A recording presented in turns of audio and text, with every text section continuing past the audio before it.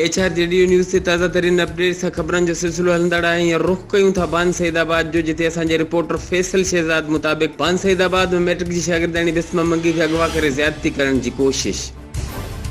मुतासिर शागिर्दाणी जो वारसन समेत एहतजाज।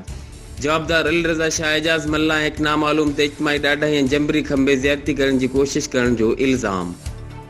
जवाबदार स्कूल विंदड़ शागिर्दाणी बिस्मा मंगी के खंबे एक जाए में खणी विया शागिर्दाणी जी मज़ा में त पाड़े जा माण्हू पहुचण ते जवाबदार फरार। मां अंदर न पई वञा, मूंखे पोइ वात ते हथ ॾेई मूंखे अंदर कयनि।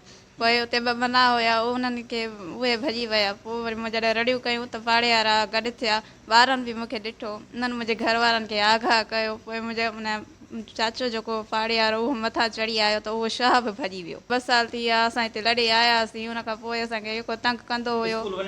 जी मां रस्ते ते ईंदी वेंदी हुअसि, मूंखे जेको आहे सो इशारा बि ॾींदो हुओ, पोयां मुंहिंजे ईंदो हुयो। मां पंहिंजे घर वारनि खे बि इतला कयो त मुंहिंजी अम्मी मूंखे इहो ई चयो त तूं हिननि जी ॻाल्हियुनि ते ध्यानु न ॾिजांइ। जवाबदार अली रज़ा शाह 2 सालन खां स्कूल ईंदे वेंदे दोस्ती लाइ तंग कंदो रहियो हो। बान सईदाबाद पुलिस खे शिकायत कई मगर को बि अज़ालो न थियो।